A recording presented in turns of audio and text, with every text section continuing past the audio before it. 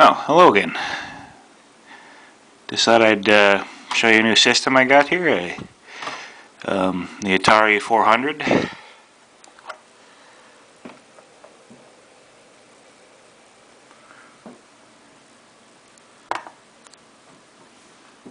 Yeah, it's a pretty neat system. It's basically like a computer version of the Atari 5200, but with about all the shortcomings that came with that system, i.e. the controller, I guess you would say. Let's see, it uses almost standard. I think there's a custom button put on the side there. Doesn't look original. Anyway, this one didn't work so good, the joystick, but get the 9-pin connector, so you could plug any 9-pin into there. Must be using this slick stick. It's a little stiff, but it's accurate and responsive. Pretty good button. Suncom Incorporated. Made in USA, apparently. I guess this would be made in the USA as well. I think it was 1978, I think they were talking about the release of this thing. It's got 4 control ports, which is pretty neat, I think. Need to find something with 4-player to give that a shot. So I mentioned the last time I came in contact with one of these, which was the amount of metal and shielding in this thing is enormous. It's like a 1950s car. Apparently, it had something to do with the FCC, the Federal Communications Commission. They demanded that they put the shielding around it because they were concerned it would give off signal leakage and interfere with the television reception. Everything I got here costed $35. Had to go a bit of a ways, not too far. Basically into the border of just on the inside of Vancouver's city line, or border, or whatever you would call it, the change over from one district to another. Okay, you got your, that's where the power supply goes in, and on-off switch. Here's then you have a port here where you can plug the tape loader into, your basic tape deck to input game programs in. Let's see, the channel switch. The RF wire is directly wired into the machine, so it's I don't really like that, but that's what they did back then. It's actually getting a bit of bend and wear here, so I have to treat that carefully. And see, the guy already outfitted it with a RF to coaxial adapter. I have to say, I really dig the power supply. It's got a little box here, 2 lines coming out of it. Comes to this nice little normal plug, as opposed to a box with a plug sticking out of it.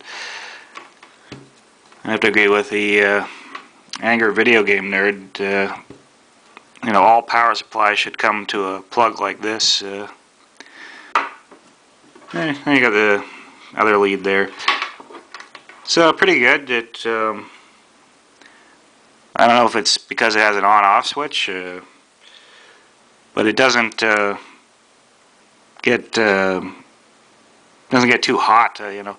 That's what with the Texas Instrument. I felt the power supply was getting kind of warm, so I never wanted to leave it plugged in when not in use. But This thing keeps relatively cool, so I feel it feels safe. Now, at first I thought it wasn't working, but apparently, you know, when you put the cartridges in, there's a switch underneath here, so the machine won't turn on unless you put the lid down. And apparently his keyboard was, I guess, designed to be kid friendly.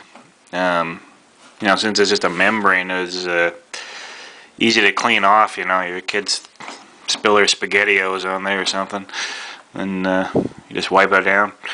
Well, although when I look at the membrane keyboard, I can kind of see where the 5200 controller kind of came about from. It was like they were trying to take a little bit of this keyboard, you know, namely the number keys here, and apply it to a game controller. They didn't realize that you know, a console's a console and a computer's a computer's a computer because it has a keyboard. Like I mentioned, it's essentially like a 5200. So how does the 2600 compare to the 5200? Well, the 5200 has what is it, twice the drawing units that 2600 has. It has let's see, that'd be 4 player objects, 2 balls, I guess that'd be 4 missile objects, plus there's additional hardware that inside here that would you know, normally software would handle certain instructions, but on the Atari 400 or the 5200 console, there'd be hardware that would do the functions instead of the software. So it was like a lot faster. I guess a good analogy would be a 2600 is like a computer without 3D hardware, and the 5200 or Atari 400 is like a computer with, you know, a 3D card in it, 3D hardware, you know, an accelerator basically.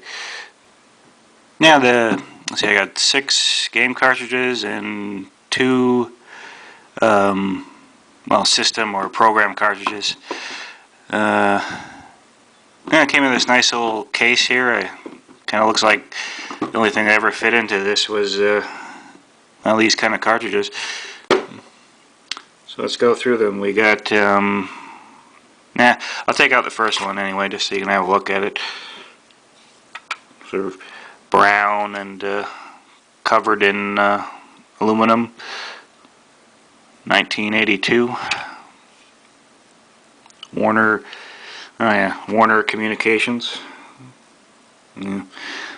Warner Brothers had bought it then, I guess.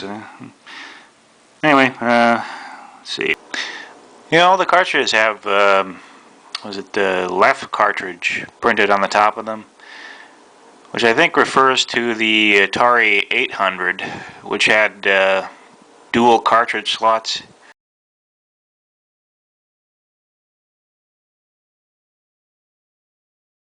You know, one for the game and one for like RAM expansion, things like that. Yeah, sure, let's take a quick look inside here while I was just curious.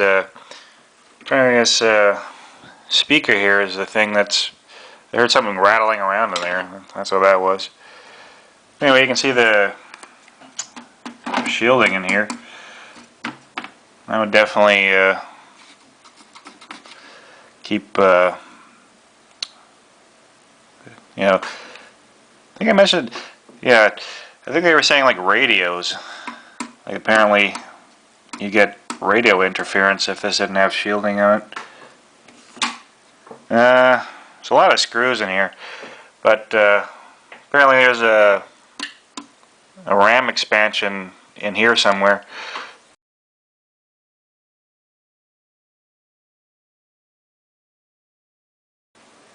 Yeah, I have to say, the old RAM expansions were pretty big.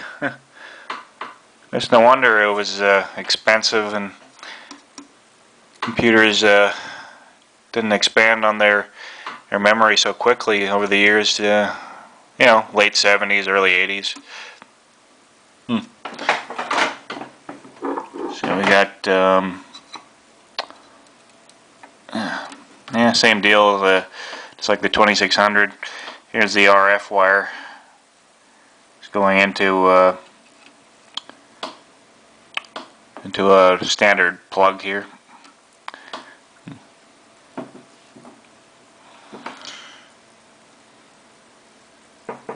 Yeah, it's a bit dusty in here. I'll probably get around to taking it apart. Give it a light cleaning here. You got Centipede.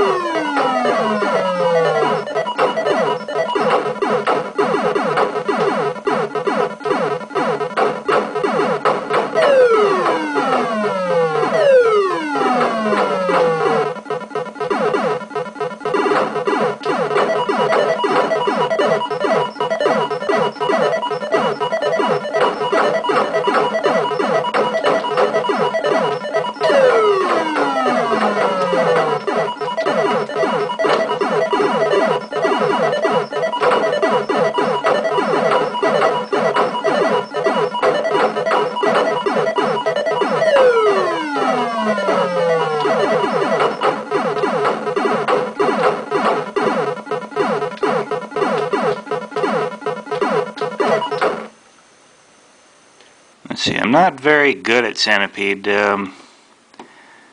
It's a very fast-paced game.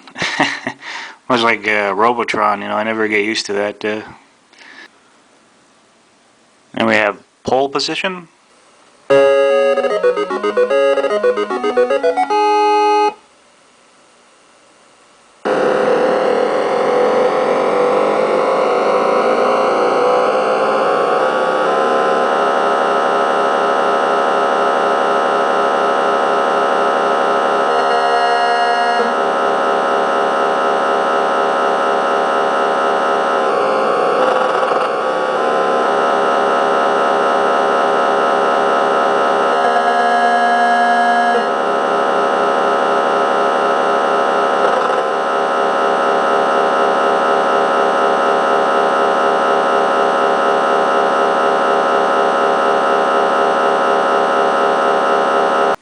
That's a pretty standard pole position port. Everything you come to expect from the game itself, pole position.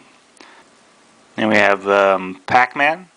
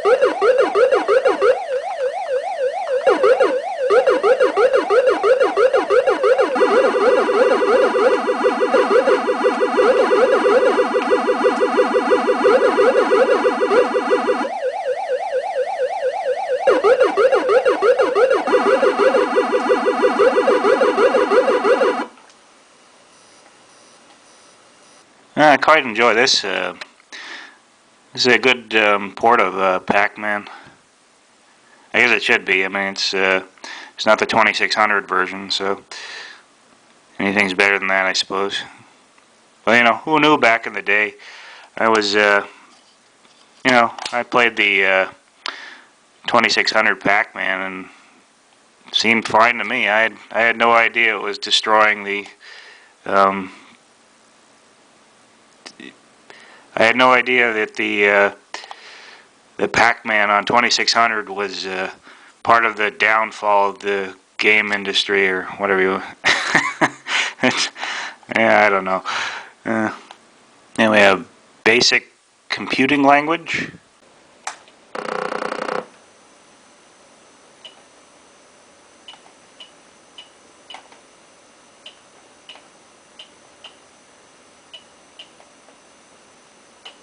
There's not much I can say about this one. Gave me a chance to try the keyboard out, which, I admit the membrane keyboard is not so hot. Could be worse, I don't know. Then we have video easel.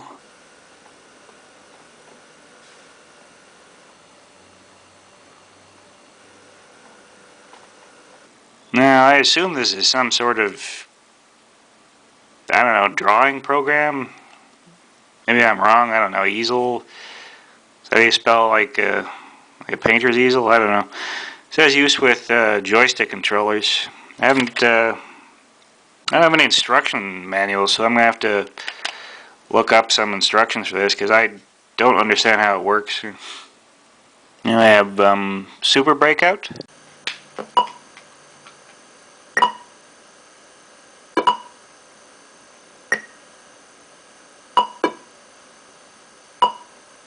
Now I was able to start this, but I can't play it because it, as it says on the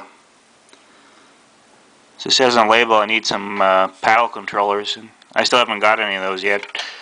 Yeah. And we have Donkey Kong.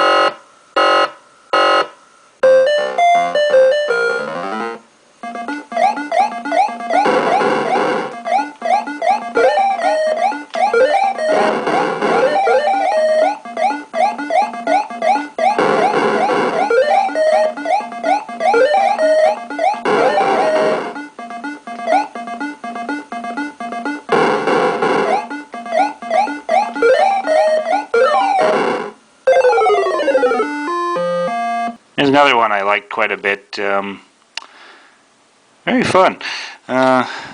Same deal as other ports of that era. It's only got 2 stages, though. It doesn't have the pie factory or cement factory, what do you call it. Apparently, I don't know, cartridges just weren't big enough back then to have all 3 stages, which is still sounds kind of lame to me, but still, you know, that's basically the 5200 port, so it's pretty fun. Nice graphics.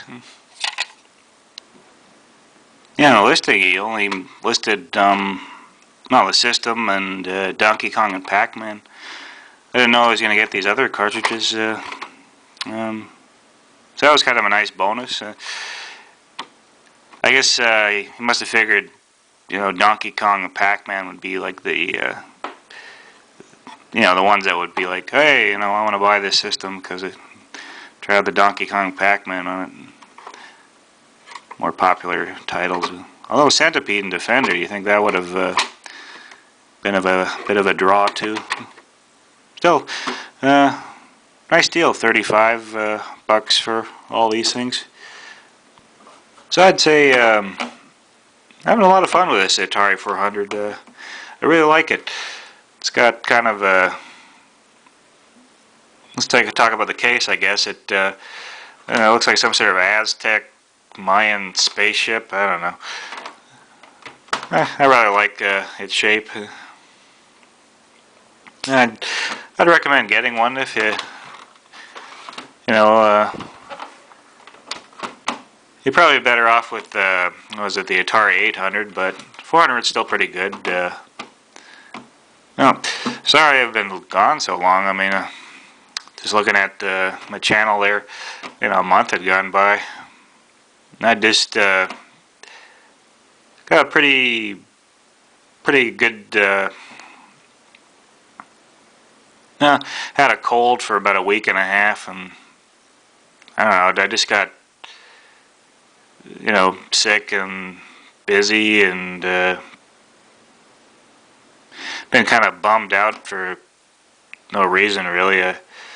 Yeah, just a bit depressed, I guess, and I guess I just got out of the groove too of making videos. I hope to keep making some videos soon enough. Had some interesting pickups lately. Got a little bit of work, a little bit extra cash. Was able to get this here.